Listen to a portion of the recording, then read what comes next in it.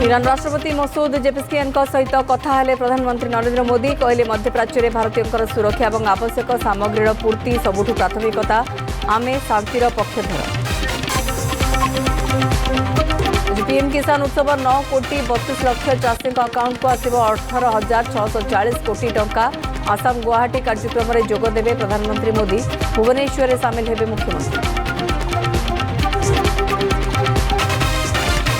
भलिया रोकवा को कसरत दिल्ली हाईकमांड को भेटी बेंगलुरु जिबे कांग्रेस विधायकों को चिठी लिखिले नवीन। आज बीजेडी तालीम सेपटे बीजेपी रुद्धद्वार बैठक।